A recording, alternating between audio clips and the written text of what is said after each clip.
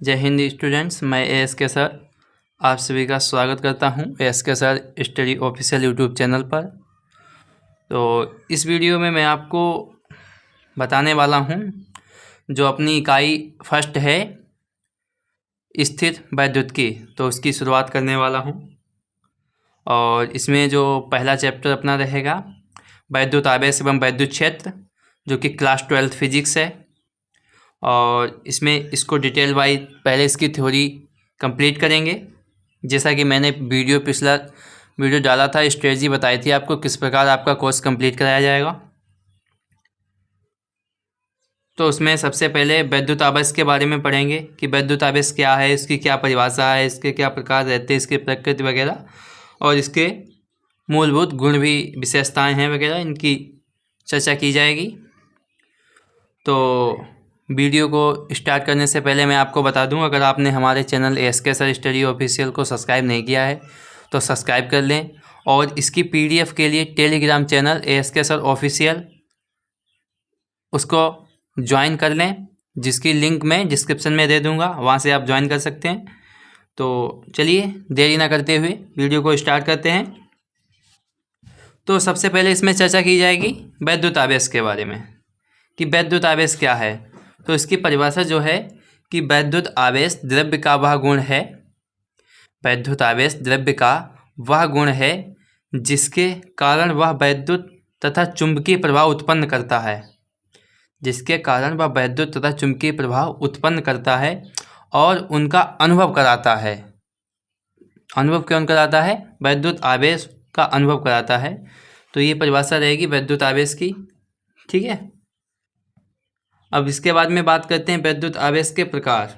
वैद्युत आवेश कितने प्रकार के होते हैं? वैद्युत आवेश जो होता है दो प्रकार का होता है, पहला प्लस, दूसरा माइनस, यानी कि धनावेश पॉजिटिव चार्ज, ऋणावेश निगेटिव चार्ज। दो प्रकार का आवेश होता है, धनावेश और ऋणावेश। तो इसमें नोट पॉइंट रहेगा कि जो समान प्रकार के आवेश एक दूसरे को प्रतिकर्षित करते हैं, ये नोट पॉइंट में रहेगा। ये बहुविकल्पी क्वेश्चंस वगैरह में ज़्यादा इम्पोर्टेंट रहता है। तो समान प्रकार के आवेश जो हैं एक दूसरे को प्रतिकर्षित करते हैं, मतलब दूर करते हैं। समान प्रकार के आवेश एक दूसरे को दूर करते हैं, ठीक है। तो समान प्रकार के आवेश एक दूसरे को दूर करते हैं, ठीक है। अब बात करते हैं पॉइंट नंबर 2। पॉइंट नंबर 1 हो गया, पॉइंट नंबर 2। पॉइंट नंबर 2 की चर्चा करेंगे। पॉइंट नंबर 2, विपरीत प्रकार के जो आवेश हैं एक दूसरे को आकर्षित करते हैं। विपरीत प्रकार के आवेश एक दूसरे को आकर्षित करते हैं, मतलब पास में आते हैं। जैसे आपको एग्जांपल से बता दूं कि ये प्लस चार्ज है और ये प्लस चार्ज है, तो ये क्या करेंगे, इसको धक्का देगा, यानी कि ये इधर जाएगा, और ये इसको धक्का देगा, ये इधर जाएगा। तो ये समान प्रकार के आवेश। इसी प्रकार चाहे निगेटिव हों तो भी एक दूसरे से दूर ही जाएंगे। और विपरीत प्रकार के आवेश, जैसे प्लस ये है और माइनस ये है, तो ये इसकी तरफ आएगा, ये इसकी तरफ आएगा, ठीक है। तो इस प्रकार हम समझते हैं, ठीक है। अब बात करते हैं, इतना हो गया। अब इसके बाद में हम बात करते हैं आगे। चलिए आगे इसके बारे में बात करते हैं,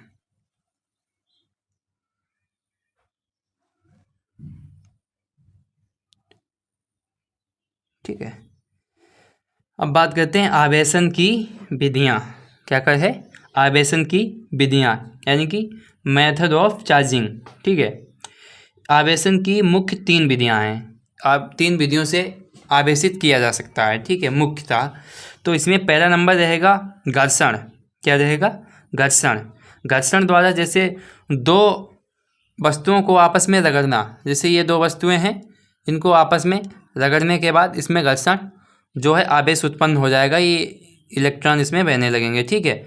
अब उसके बाद में चालन द्वारा, जैसे ये आवेशित वस्तु के पास अनावेशित वस्तु को रखना, इसे ये कोई आवेशित वस्तु है और उसके बाद में ये न्यूट्रल है, ये अनावेशित, इस पर कोई चार्ज नहीं है। अगर इस पर कोई आवाज़ नहीं, इसको रख देंगे तो इससे इलेक्ट्रॉन चलकर इसमें प्रवाहित होने लगेगा।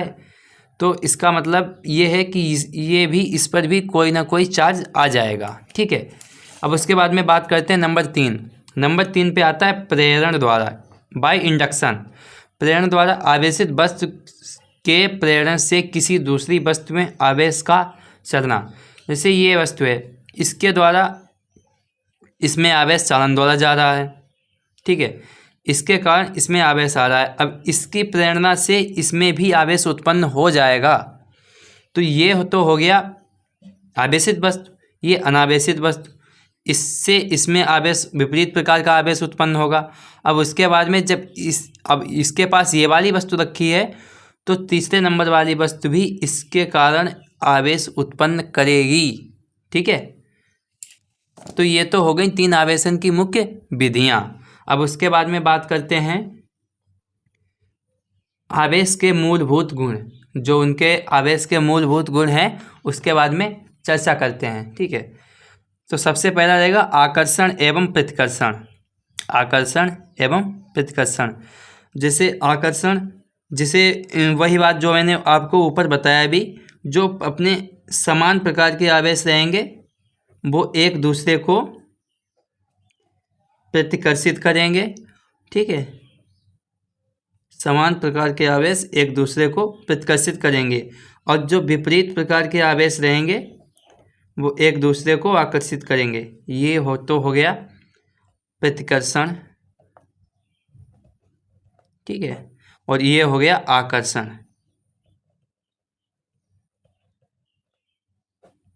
ठीक है। अट्रैक्शन और रिपेलेशन, ठीक है, रिपेल करना, ये अट्रैक्ट करना, ठीक है। उसके बाद में बात करते हैं आवेश संरक्षण। आवेश संरक्षण का जो मतलब है कि आवेश को ना तो उत्पन्न किया जा सकता है, क्या कहेंगे कि आवेश, ठीक है, ना तो उत्पन्न हो सकता है, ठीक है,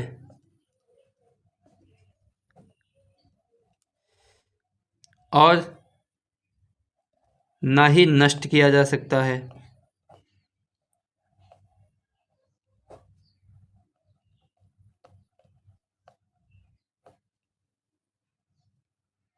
ठीक है। ना तो उत्पन्न किया जा सकता है, ना ही नष्ट किया जा सकता है, और इसको सिर्फ स्थानांतरित किया जा सकता है,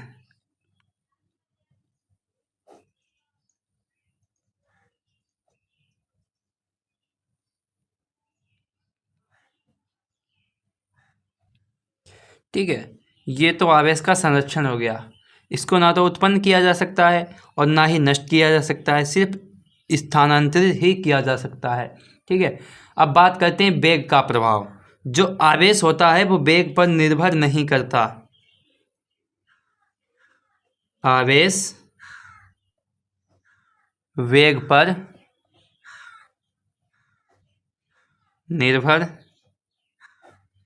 नहीं करता है, ठीक है। आवेश का वेग से कोई भी लेना देना नहीं है। आवेश जो है वेग पर निर्भर नहीं करेगा, ठीक है। इतना समझ में आया? तो आप लोग इतना समझ में आने के बाद अब बात करते हैं नेक्स्ट जो हमारा टॉपिक रहेगा। अब बात करते हैं कि क्वांटीकरण, आवेश का क्वांटीकरण। तो क्या होता है आवेश का क्वांटीकरण, उसके बारे में चर्चा करते हैं, ठीक है। तो बात करते हैं आवेश का क्वांटीकरण। तो इसकी जो परिभाषा रहेगी वो इस प्रकार रहेगी, तो किसी भी पदार्थ का, ठीक है, किसी भी पदार्थ का कुल आवेश, किसी भी पदार्थ का कुल आवेश, उसमें उपस्थित कुल इलेक्ट्रॉनों की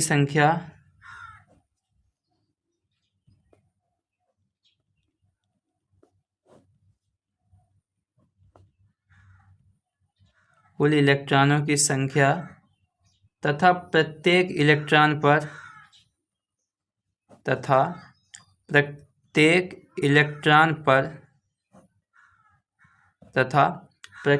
इलेक्ट्रॉन पर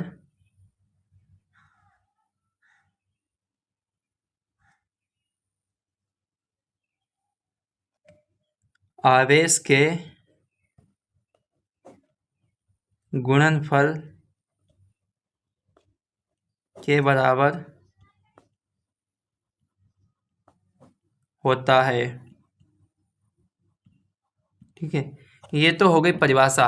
अब इसका जो सूत्र है वो, इसका जो फॉर्मूला रहेगा वो देखिए इसी हिसाब से, इसी जो परिभाषा मैंने दी है इसी के हिसाब से इसका फार्मूला भी निकल के बाहर आ जाएगा।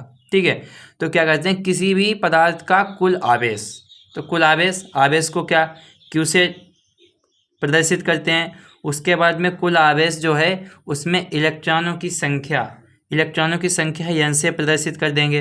अब उसके इलेक्ट्रॉनों की संख्या तथा उसमें प्रत्येक इलेक्ट्रॉन पर आवेश के गुणनफल, प्रत्येक इलेक्ट्रॉन पर आवेश, अब प्रत्येक इलेक्ट्रॉन पर आवेश जो होता है वो ई होता है। ठीक है, के गुणनफल, इन दोनों का गुणनफल हो गया, के बराबर होता है। ठीक है, अब ये तो हो गया सूत्र। अब ये आवेश जो है इसका मात्रक हो जाएगा कूलाम। क्या हो जाएगा, कूलाम इसका मात्रक हो जाएगा। ठीक है, अब इसमें जो है एन क्या है, एन जो है पूर्णांक है, 1 2 3 डॉट डॉट डॉट, ये प्राकृत संख्याओं का जो पूर्णांक रहेगा। ठीक है, और इसमें ई जो है, ई है इलेक्ट्रॉन पर आवेश, 1.6 गुणे 10⁻⁻19 कूलाम। ठीक है, ये जो इलेक्ट्रॉन पर आवेश रहेगा, ई क्या है, इलेक्ट्रॉन पर आवेश। ठीक है, ये हो गया इलेक्ट्रॉन पर आवेश। अब बात करते हैं इसमें नोट पॉइंट जो रहेगा कि यदि पदार्थ पर इलेक्ट्रॉन की अधिकता है, ये बहुत इंपॉर्टेंट, इससे न्यूमेरिकल भी बनते हैं, जो कि मैं आपको अभी जब न्यूमेरिकल वाला पोर्शन आएगा तो उसमें मैं आपको प्रैक्टिस कराऊंगा।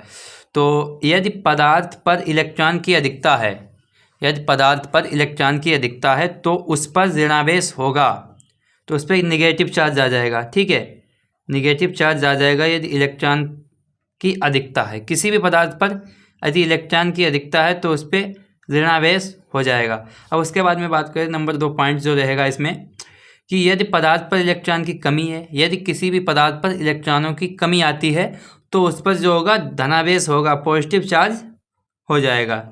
ठीक है, इससे बहुत इंपॉर्टेंट प्रश्न बनते हैं जो कि बहुविकल्पी में पूछे जाते हैं या अधिलघुत्तरी में भी पूछ लिए जाते हैं। ठीक है, तो ये हो गया। अब इसके बाद में बात करते हैं जो सबसे इम्पोर्टेंट इसमें रहता है कूलाम का नियम, जो कि अति लघुत्तरी प्रश्न, लघुत्तरी प्रश्न में भी पूछ लिया जाता है। कूलाम का नियम क्या है, कूलाम का नियम, जो इसके बारे में अभी चर्चा करूँगा। तो चलिए इसके बारे में चर्चा करते हैं। कूलाम का नियम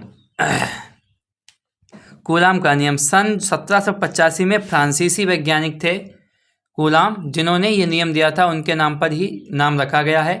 तो नियम इसका क्या कहता है कि किन्हीं दो स्थिर बिंदुओं के बीच, मान लीजिए ये ए और बी है, ये दो स्थिर बिंदु हैं, किन्हीं दो स्थिर बिंदुओं के बीच लगने वाला वैद्युत बल, इनके बीच में जो वैद्युत बल है वो F लग रहा है, दोनों आवेशों के परिमाणों, ये आवेश के परिमाण हैं, दोनों आवेशों के परिमाणों के गुणनफल के अनुक्रमानुपाती होता है। ठीक है, तथा उनके बीच की दूरी के वर्ग के व्युत्क्रमानुपाती होता है। ठीक है, ये हो गया, दोनों की बीच की दूरी के वर्ग के व्युत्क्रमानुपाती होता है।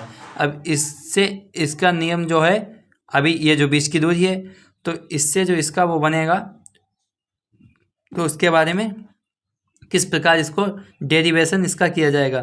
तो सबसे पहले क्या होगा कि बिंदुओं के बीच लगने वाला वैद्युत बल F जो है, वैद्युत बल F है, दोनों आवेशों के परिमाणों के गुणनफल, भाई दोनों आवेश के परिमाण Q1 Q2 का परिमाण ले लिया, इनका गुणनफल हो गया, के अनुक्रमानुपाती होता है, इनके अनुक्रमानुपाती होता है। ठीक है, ये जो हो गया समीकरण नंबर 1 हो गया।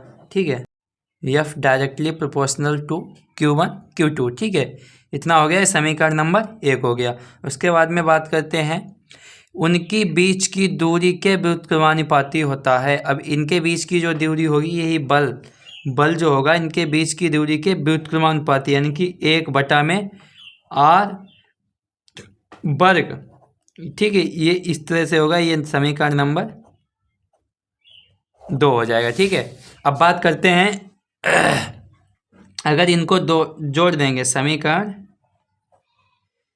1/2 से, ठीक है, F directly proportional to Q1 Q2 बट्टे R²। ठीक है, इतना हो गया। अब इसके बाद में बात करते हैं, ठीक है, ये हो गया F directly proportional to Q1 Q2 upon R²।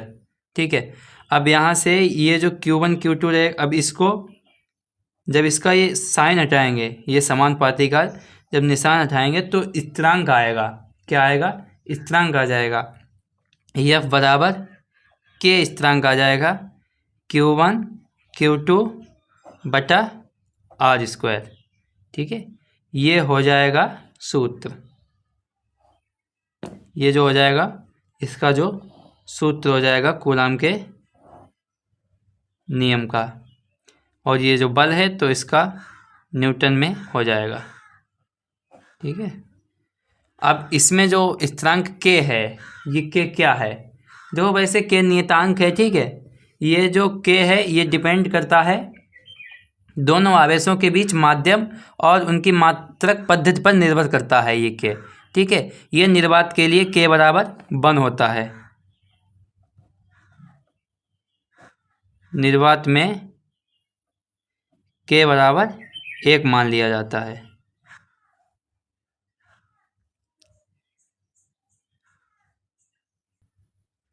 ये के जो स्थिरांक है, ठीक, ये नियतांक के बराबर 1/4 4 पाई एप्सिलॉन नॉट के। ठीक है, ये इसकी वैल्यू होती है, और इसका जो न्यूमेरिकल मान होता है, आंकिक मान होता है 9 × 10⁹ newton metre square upon coulomb square. ठीक है, ये इसका वो मान होता है। अब ये जो के है, इस के की जो वैल्यू है वो निर्वात के लिए 1 होती है। ठीक है, ये जो के है इसकी वैल्यू निर्वात के लिए 1 होती है। ठीक है, ये के जो होता है ये परावैद्युतांक होता है।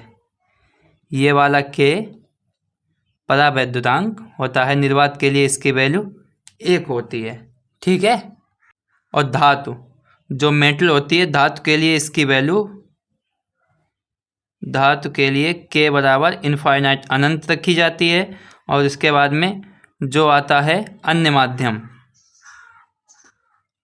माध्यम में के जो होता है 1 से बड़ी वैल्यू ली जाती है। ठीक है, अब बात करते हैं इसके आगे। होता है एप्सिलॉन नॉट। जो इसमें एप्सिलॉन नॉट होता है, ये इसे बोलते हैं निर्वात की वैद्युतशीलता।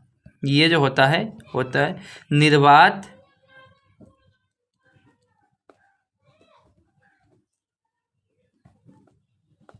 की वैद्युतशीलता। ठीक है, इसके जो मान होता है, ये एप्सिलॉन नॉट, इसका मान होता है 8.85 × 10⁻⁻12 coulomb square upon newton into metre square. ये जो होता है इसकी वैल्यू होती है। ठीक है, अब इसकी वैल्यू हो गई। अब जो कूलाम का नियम है, इसका सदिश रूप, कूलाम के नियम का सदिश रूप,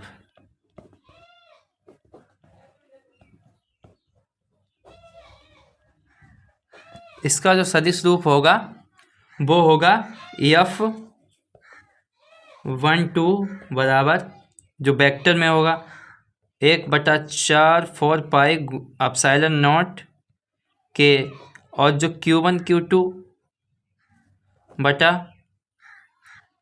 R21 स्क्वायर, और इसकी जो दिशा होगी R21 कैप। ठीक है, न्यूटन।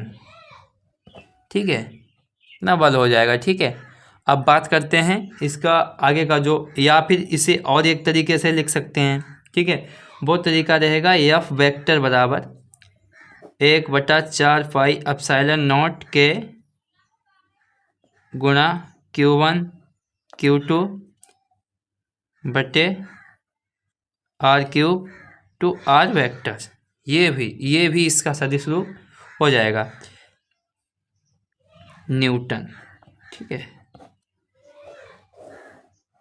इनमें से आप किसी भी तरह से इसका सदिश रूप लिख सकते हैं। ये जो है इम्पोर्टेंट रहेगा बहुविकल्पी प्रश्न के लिए, बहुत इंपॉर्टेंट है। शायद बहुविकल्पी प्रश्न में सबसे ज़्यादा कन्फ्यूजन इसी में होता है। जैसे ये जो है R², तो R² जो होता है इसको हम लिखते हैं R वेक्टर अपान मोड R।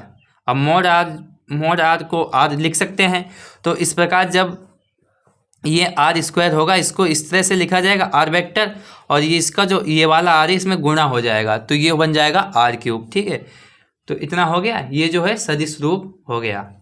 अब सदिश रूप में क्या होता है कि जो होता है F12 प्लस F21, ये जो हो गया प्लस माइनस लग के 0 हो जाता है। ठीक है, तो इसी प्रकार इसका जो रिजल्ट रहेगा F21 बराबर माइनस का F12। ठीक है, सदिश रूप में ये होता है। अब इसमें जो होता है कुछ इम्पोर्टेंट्स आपको बता दूं। कूलाम का नियम, इसका जो मात्रक जो होता है कूलाम, अब आपको कूलाम के बारे में बता देंगे। तो 1 फैराडे बराबर 96,500 कूलाम होता है। ठीक है, जो मात्रक, और 1 कूलाम बराबर 3 × 10⁹ स्टैट कूलाम हो जाएगा। ठीक है, कभी कभी ये भी पूछ लिए जाते हैं बहुविकल्पी प्रश्न में। ठीक है, तो इसको भी आप लोग याद करके रखिए, ये भी बहुविकल्पी प्रश्न में पूछ लिए जाते हैं। तो ठीक है, तो आज की क्लास यहीं पे समाप्त करते हैं। तो कमेंट करके बताना ये आपको कंटेंट कैसा लगा, और आपका 12th बोर्ड एग्ज़ाम में इसी से ये जो इम्पोर्टेंट है, जो मेन क्वेश्चंस वगैरह रहेंगे, थ्योरी रहेगी, उसी को अभी मैं टारगेट करूँगा। तो आपको एग्ज़ाम से पहले पूरा कोर्स होके और रिवीजन भी हो जाएगा। तो इसी प्रकार बात करते हैं। अब इतना हो गया, अब नेक्स्ट क्लास में आपको इससे आगे का जो कंटेंट होगा वो आपके पास पहुंचाया जाएगा। ठीक है, नेक्स्ट क्लास में ये जो हमारी पहली क्लास थी, इसमें कूलाम का नियम कराया मैंने, और आवेश के बारे में आपको चर्चा की, उसके मूलभूत कण बताए, जो गुण थे विशेषताएं भी बताई। अब इससे पहले आप लोग हमारे कंटेंट अगर हमारा आपको पसंद आया हो तो हमारे YouTube channel ASK sir study official को सब्सक्राइब कर लीजिएगा और बेल आइकन को ऑन कर लीजिएगा, जिससे जो हमारे आने वाले जो आगे की वीडियो रहेंगे फिजिक्स के रिगार्डिंग, वो अपलोड होते ही आपके पास नोटिफिकेशन पहुंच जाएगा। तो उम्मीद करता हूं आप लोगों को मेरा ये कंटेंट अच्छा लगा होगा, तो ज़रूर अपने दोस्तों के साथ शेयर करना। ठीक है, तो चलिए इसी के साथ इस क्लास को समाप्त करते हैं। मिलते हैं अगली क्लास में। जय हिंद।